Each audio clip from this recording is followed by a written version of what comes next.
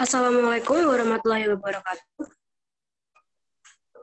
Pada kesempatan kali ini, kami akan mempresentasikan mengenai implikasi hukum kesehatan pada pelayanan kesehatan.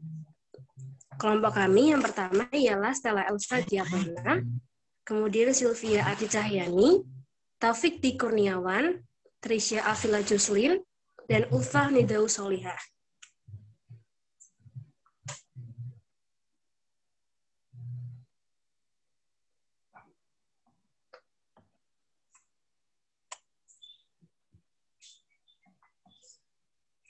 Penyelenggaraan upaya kesehatan melibatkan dua pihak, yaitu pihak pemberi pelayanan kesehatan dan penerima pelayanan kesehatan.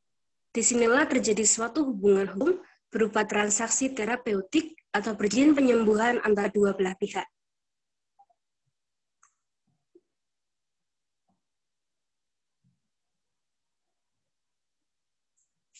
Yang pertama, perjanjian dan perjanjian penyembuhan. Perjanjian merupakan perbuatan hukum yang meningkatkan ikatan antara satu pihak dengan pihak yang lain, di mana perjanjian tersebut dilakukan dengan sepakat tanpa ada suatu paksaan, baik itu dari salah satu pihak yang mengadakan perjanjian maupun dari pihak yang tidak terlibat dalam perjanjian tersebut.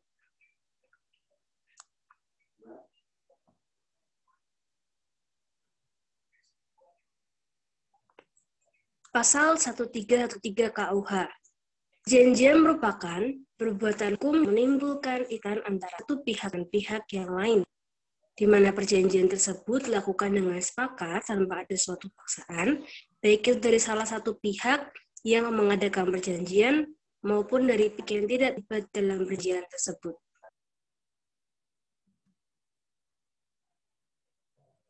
Perjanjian dinyatakan sah apabila telah memenuhi 4 syarat, yaitu yang pertama ada sepakat mereka yang mengikat dirinya, yang kedua ada kecakapan bertindak untuk membuat suatu perjanjian, yang ketiga adanya objek atau suatu hal tertentu, dan yang terakhir ada suatu sebab yang halal. Unsur-unsur perjanjian. Yang pertama ada unsur esensialia, mewakili ketentuan-ketentuan berupa prestasi-prestasi yang wajib dilakukan oleh salah satu atau lebih pihak yang mencerminkan perjanjian tersebut, yang membedakan secara prinsip dari jenis perjanjian lainnya. Unsur esensialia ini pada umumnya dipergunakan dalam memberikan rumusan, definisi, atau pengertian dari suatu perjanjian. Yang kedua ada unsur naturalia, unsur yang lazimnya melekat pada perjanjian, yaitu unsur yang tanpa diperjanjikan secara khusus dalam suatu perjanjian secara diam-diam dengan sendirinya dianggap ada dalam perjanjian karena sudah merupakan pembawaan atau melekat pada perjanjian. Selanjutnya ada unsur aksidentalia, unsur pelengkap dalam suatu perjanjian yang merupakan ketentuan-ketentuan yang dapat diatur secara menyimpang oleh para pihak yang merupakan persyaratan khusus yang ditentukan secara bersama-sama oleh para pihak. Dengan demikian, maka unsur ini pada hakikatnya bukan merupakan suatu bentuk prestasi yang harus dilaksanakan atau dipenuhi oleh para pihak. Transaksi terapeutik. Transaksi terapeutik atau perjanjian penyembuhan adalah hubungan hukum antara dokter dan pasien dalam pelayanan medis secara profesional, berdasarkan kompetensi yang sesuai dengan keahlian dan keterampilan tertentu di bidang kedokteran, berdasarkan kepercayaan melalui upaya secara maksimal, bukan semata-mata pada hasil yang diwujudkan apa yang diperjanjikan. Selain melibatkan dokter atau tenaga medis dan pasien secara langsung, transaksi terapeutik melibatkan pula pihak-pihak yang mutlak berperan untuk melakukan tercapainya suatu tujuan dari perjanjian tersebut, misalnya tenaga kesehatan lainnya. Unsur-unsur dan syarat perjanjian dalam transaksi. Yang pertama, unsur syarat perjanjian dalam transaksi terapeutik. Adanya sepakat dari mereka yang melibatkan dirinya. Adanya kepercayaan antara pihak yang membuat perikatan, etika profesi dan hukum kesehatan, suatu hal tertentu yang diperbolehkan karena suatu sebab yang halal. asas transaksi terapeutik, asas legalitas, asas keseimbangan, asas tepat waktu, asas itikat baik, asas kejujuran, asas kehati-hatian, asas keterbukaan.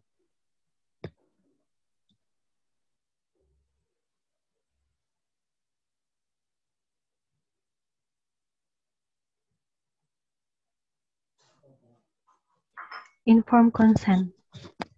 Informed consent atau yang sering disebut pula persetujuan tindakan medis merupakan suatu hubungan yang terjadi di antara dokter dan pasien yang ada pada dasarnya adalah merupakan salah satu bentuk perjanjian yang dapat ditinjau dari sudut hukum perdata.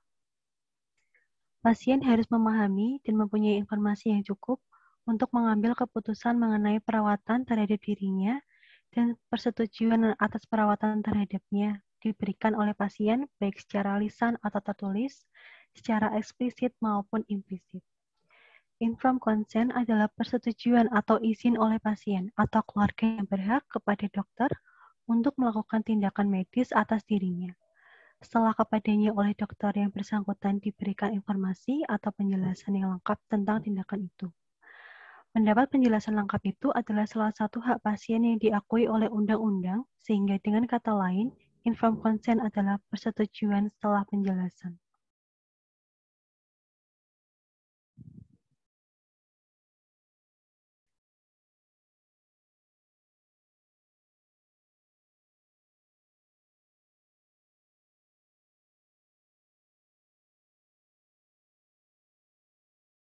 Fungsi dari informed consent menurut Gwandi J. tahun 2004 adalah promosi dari hak otonomi perorangan, proteksi dari pasien dan subjek, mencegah terjadinya penipuan atau paksaan, menimbulkan rangsangan kepada profesi medis untuk mengadakan introspeksi terhadap diri sendiri, promosi dari keputusan-keputusan rasional, dan keterlibatan masyarakat dalam memajukan prinsip otonomi sebagai suatu nilai sosial dan mengadakan pengawasan dalam penyelidikan biomedik. Tujuan informed consent ada dua. Yang pertama, melindungi pasien terhadap segala tindakan medis yang dilakukan tanpa sepengetahuan pasien. Dan yang kedua, memberikan perlindungan hukum kepada dokter terhadap akibat yang tidak terduga dan bersifat negatif. Misalnya terhadap risk of treatment yang tak mungkin dihindarkan walaupun dokter sudah mengusahakan semaksimal mungkin dan bertindak dengan sangat hati-hati dan teliti.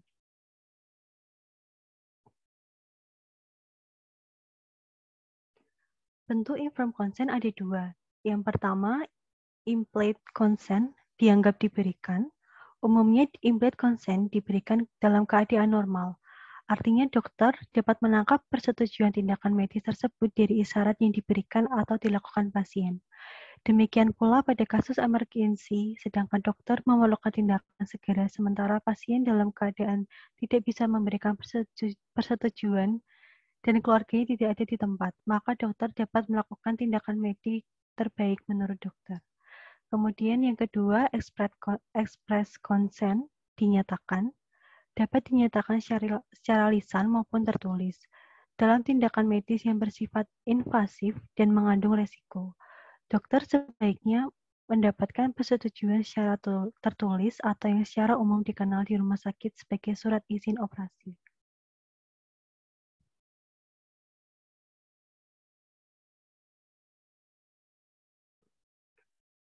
Rekam medik atau rekam fisioterapis.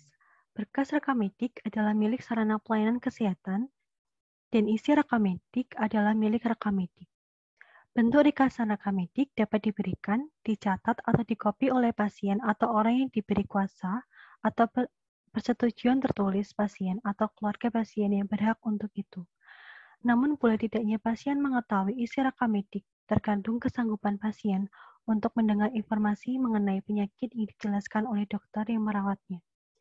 Rekam medis yang baik adalah cermin dari praktik kedokteran yang baik. Rekam medis yang baik adalah wujud dari kedaya gunaan dan ketepat gunaan perawatan pasien.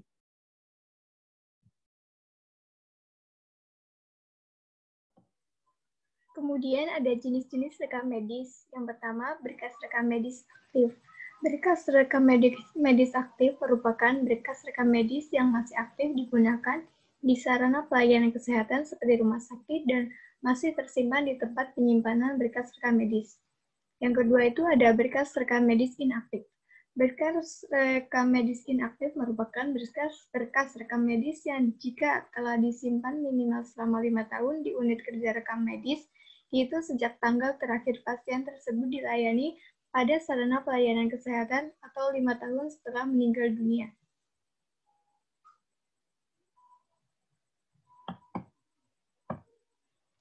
Kemudian ada manfaat rekam medis. Yang pertama itu pemeliharaan dan pengobatan pasien. Rekam medis bermanfaat sebagai dasar dan petunjuk untuk merencanakan dan menganalisis penyakit serta merencanakan pengobatan, perawatan, pemeliharaan, dan tindak medis yang harus diberikan kepada pasien. Kemudian yang kedua ada peningkatan kualitas pelayanan. Membuat rekam medis bagi penyelenggaraan praktek kedokteran dengan jelas dan lengkap akan meningkatkan kualitas pelayanan untuk melindungi tenaga medis dan untuk pencapaian kesehatan masyarakat yang optimal. Yang ketiga itu ada pendidikan dan penelitian. Rekam medis yang merupakan informasi perkembangan kronologis penyakit, pelayanan medis, pengobatan, dan tindakan medis. Bermanfaat untuk bahan informasi bagi perkembangan pengajaran dan penelitian di bidang profesi kedokteran dan kedokteran gigi. Pemanfaatan untuk keperluan pendidikan dan penelitian tidak diperlukan persetujuan pasien bila dilakukan untuk kepentingan negara.